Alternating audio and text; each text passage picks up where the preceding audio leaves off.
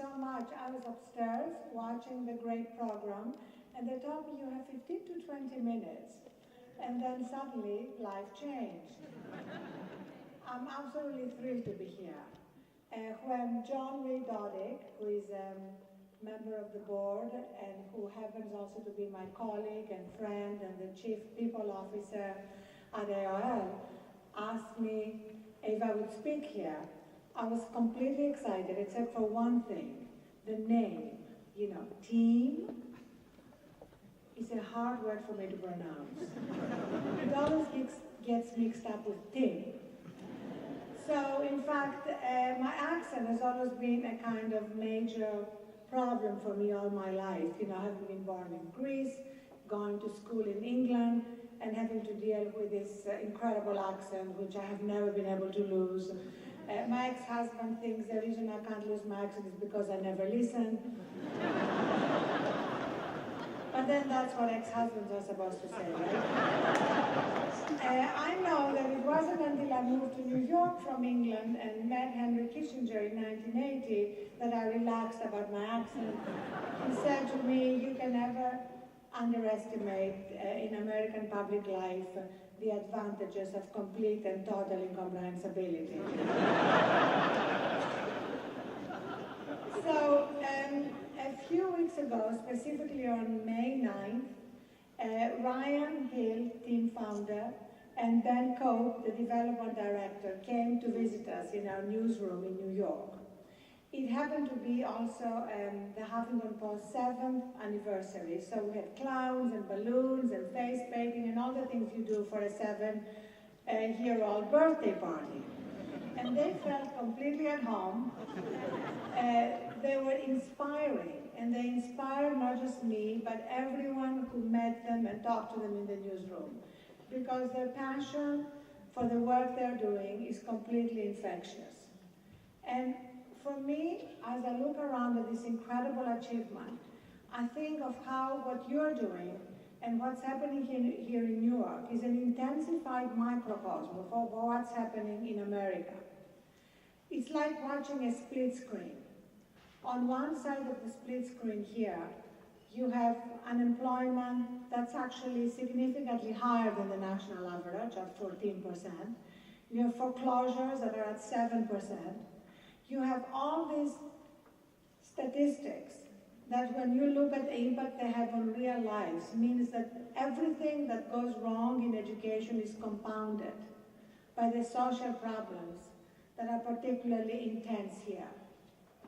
And then you look at the other side of the split screen, and that's really the miracle that is the school and what you've achieved for the lives of children, their families, their communities, what we saw already on stage here tonight.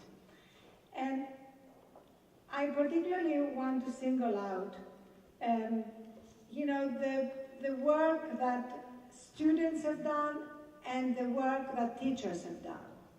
Teachers like Carrie Jolie, I was reading on the website her quote that everyone works so hard because we all believe that until every child in this country receives an excellent education, our job will never truly be done.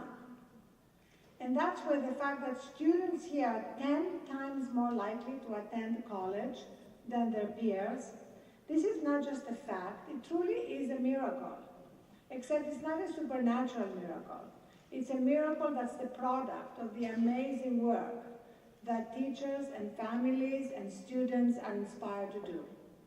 And I must say, I particularly love what the superintendent of schools, I'm not sure if Kami is already here, but I look forward to seeing her later, what she said, that people should no longer be waiting and taking a wait-and-see attitude.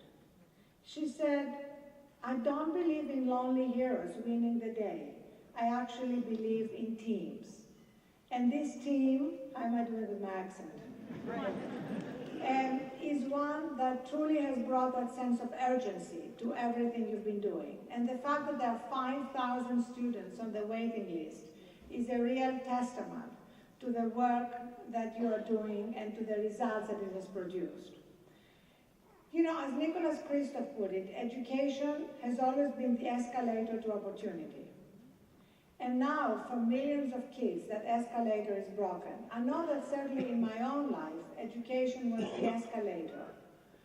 When I was growing up in Athens, Greece, 3,000 years ago, I say I'm younger than Aristotle, but I went to school with his younger sister. My mother used to look at me and say, I know a lot of your girlfriends think that they have to have a dowry to get married. That's how old I am. But she said, your education is your dowry. And she was determined to do everything she could to give me a good education. I remember her selling the last thing she owned, a pair of gold earrings, to actually pay for my sister and me to get a good education.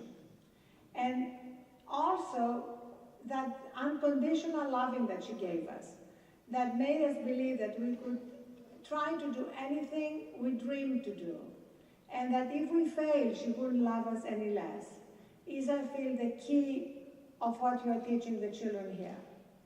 To go for their dreams, and not to be afraid to fail along the way. Because as my mother used to say, failure is not the opposite of success. It's a stepping stone to success. And I love your motto. I was talking to my daughters yesterday about your motto, work hard, be nice. And I love the fact that teachers are available on their cell phones to talk to students about their homework.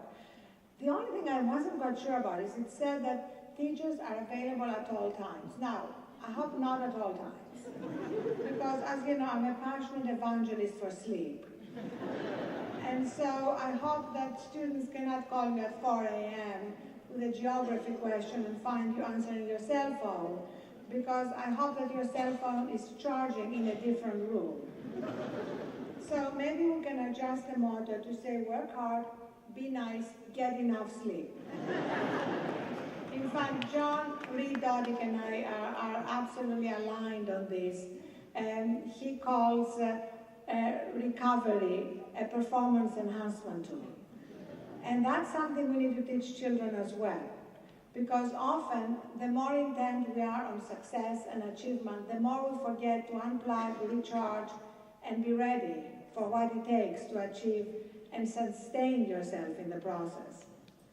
So, let me just end by saying that I was recently in Oxford at a social entrepreneur conference put on by the Skoll Foundation.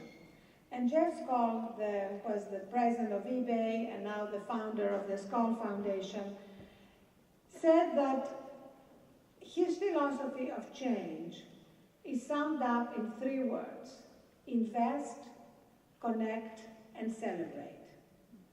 Everybody here is doing all 3 tonight.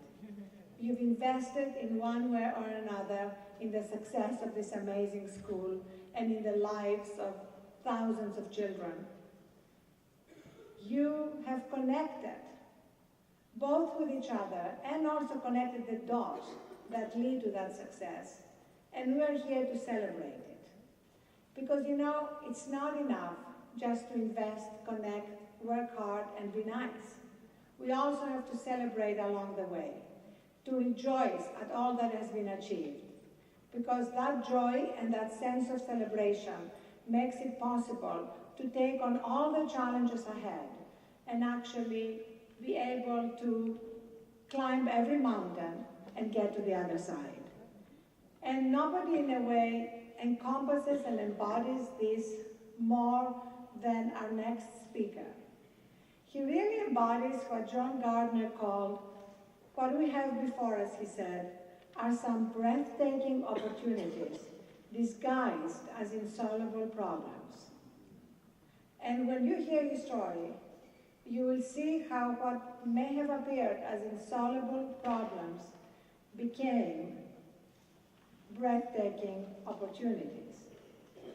And that's why the theme of the event tonight of Be the Change, which, as you all know, comes from the great Gandhi quote, "Be the change you wish to see in the world," is so incredibly important, because it really sums up what Umar, our next speaker, is going to say and embody and what the school embodies. So thank you so much for having me here tonight. Thank you for all the work you're doing. Let's celebrate, and Uma, please come in.